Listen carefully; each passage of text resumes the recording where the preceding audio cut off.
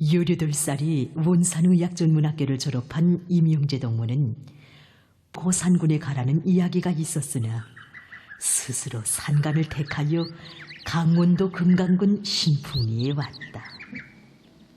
신풍리는 철길에서 100리나 떨어진 금강군 소재지에서도 다시 금강산 쪽으로 30리 더 가야 하는 벽천이다.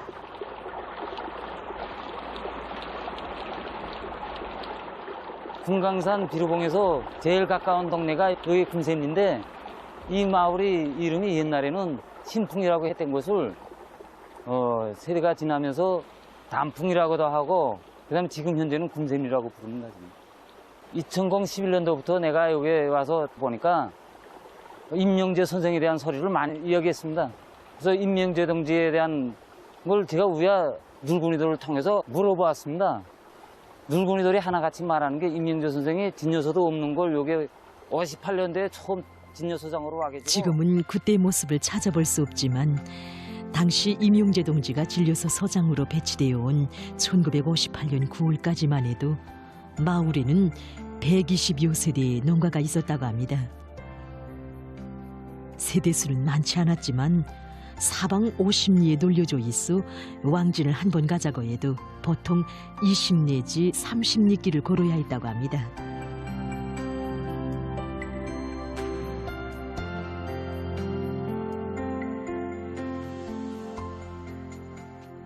사업을 시작하는데 임명재 선생이 오작바람으로 벌써 잡소리가 다르더란 말이오. 밤쯤이건 새벽이건 누가 환자가 있다면 그저 만세를 제쳐놓고 가고.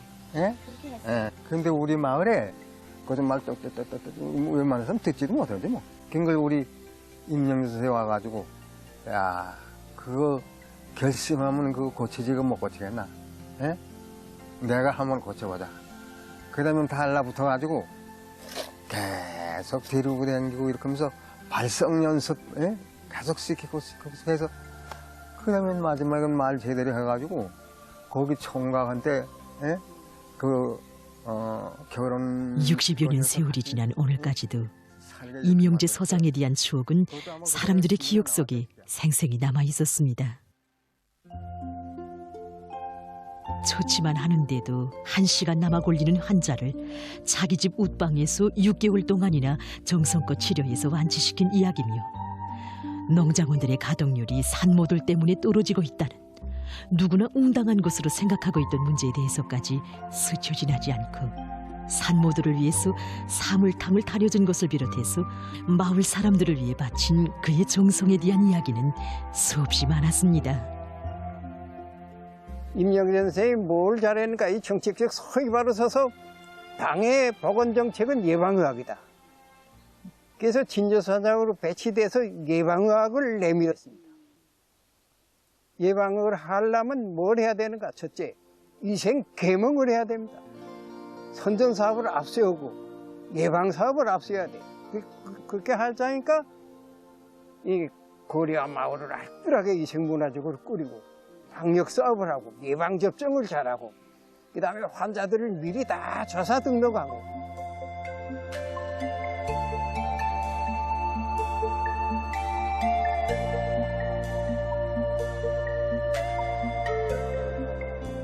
그는 마을을 위생문화적으로 개조하자면 노인들 속에 죽지 않게 남아있는 낡은 생활인습부터 뿌리 빼야 한다고 생각하고 노인의 밤을 통해서 당의 보건정책도 해설해주고 여러 가지 위생 상식들도 알려주면서 그들이 사상개조 사업에 앞장서도록 했다고 합니다. 양지마을이라는 데 학교가 있는데 이 한채라는 게 그 양지마을은 리소재지고 한채라는 거는 리소재에서 한 20리 떨어져 있어요. 저 산골짜기 안에 들어가서. 근데 거기 아들이 조그만 아이들 학교 다니려면 그거 오기가 힘들죠. 여기처럼 뭐 도로나 저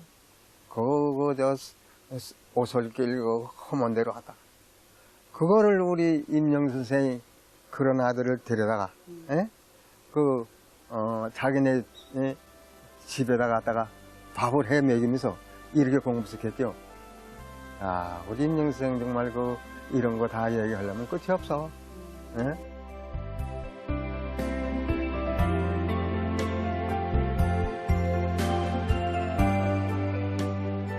이 모든 이야기들에는 부임된 지 불과 6년 만에 모두가 건강하고 병없는 마을로 공산주의 집단으로 뭉치도록 하는데 이바지한 한 복원 일꾼의 혼신적 법무정신, 아니 위대한 시대정신이 비껴 있었습니다. 1961년 6월 전국 복원부문 일꾼 열성자 회의서 하신 위대한 수령님의 교시는 졸리마 시대 붉은 복원 전사들을 키워내는 자양분으로 온 나라의 정성운동의 불길이 더욱 세차게 타오르게 한 여론이었습니다.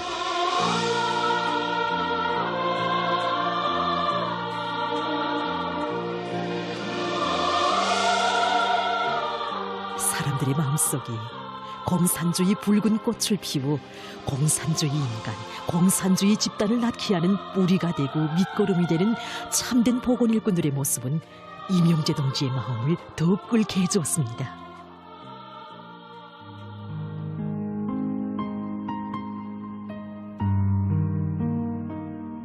그는 이 약초로 진숙 아주머니의 병을 고쳤고 산삼은 마을 어린아이들에게 나누어 쓰게 하였다.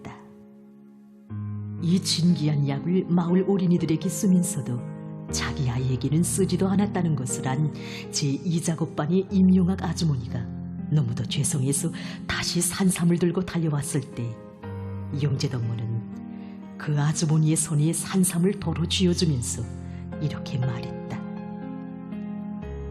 이건 당이 주는 것입니다. 당에서 저를 진료소장으로 임명하였으니 나는 당의 뜻대로 우리 애보다 건강이 못한 아이들에게 나누어주는 것입니다.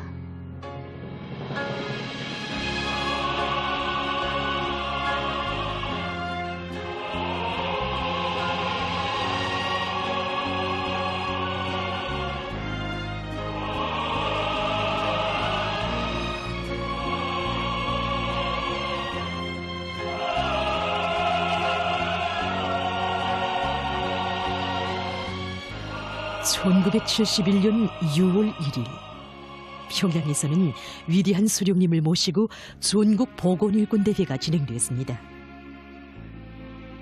대회에서 토론한 복원일꾼들 속에는 30살의 군병원 원장이었던 임영재 동지도 있었습니다. 당시 강원도 금강군 인민병원 원장이었던 저희 할아버지는 위대한 수령님을 모시고 전국 복원일꾼대회에 참가하여 토론을 하게 되었습니다. 할아버지의 토론을 주의 있게 들어주신 위대한 수령님께서는 지금 복원 부분 사업에서 걸리고 있는 문제가 무엇인가고 물으시면서 어서 제기하라고 이르시었다고 합니다. 그때 할아버지는 지금 일부 복원 일꾼들 속에서 중환자 몇 명을 치료해놓고 소문을 내면서도 소소하게 앓으면서 고통을 받는 환자들에게 무관심하다나니 죽지 않는 노력 소실이 있다고 말씀 올렸습니다. 위대한 수령님께서는 아주 옳은 제기를 하였다고 하시면서 또 제기하라고 하셨다고 합니다. 할아버지는 어려움도 다 있고 군병원과 리진료소들을 잘 꾸려놓고 그곳에서 일하는 복원 일꾼들의 역할을 높이는 문제, 구급차 문제, 병원들에 대한 후방물자 공급 문제들에 대하여 연이어 말씀 올렸습니다.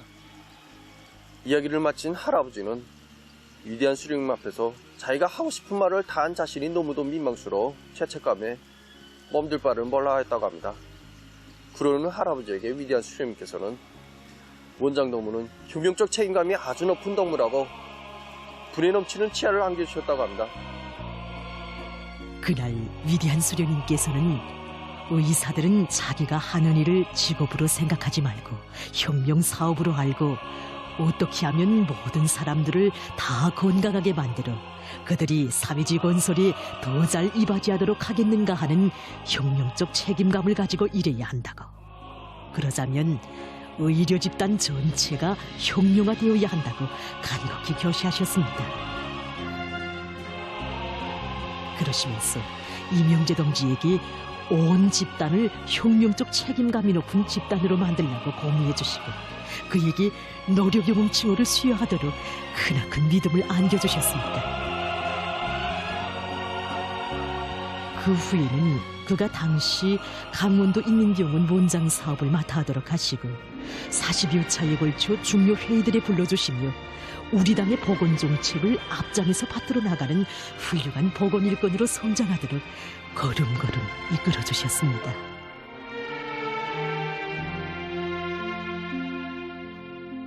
나라 일이 그토록 바쁘신 수상님, 밤인들 얼마나 많이 세우시고 계실까. 수상님, 당의 품속에서 자라난 영재는 적은 힘이나마 수상님의 교시관철에 바치겠습니다.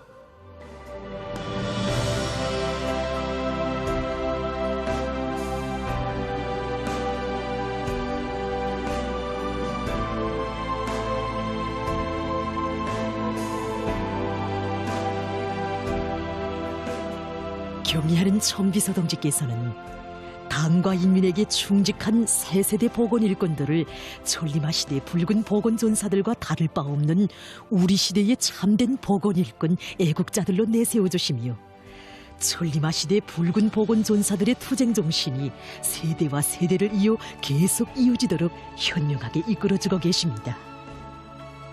경의하는 청비서동지께서는 저희 아버지 공로를 잊지 않으시고 저를 적외방전쟁 승리 이른돌 경축 행사에 불러주시는 대 같은 은정을 베풀어 주셨습니다. 부모들이 남긴 생애 자옥을 대를 이어가면서 꿋꿋이 이어나가길 바라시는 경의하는 청비서동지의 숭고한 뜻을 가슴 깊이 느끼게 되었습니다. 위대한 수령님의 교시를 한 생의 좌우명으로 새겨 안고 우리 당의 복원 정책을 앞장에서 관철해온 금강군의 참된 복원 일꾼.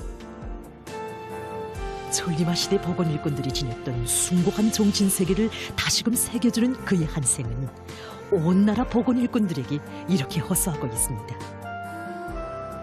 진정으로 당의 붉은 복원 전사로 한 생을 빛내이려거든 뿌리가 되라.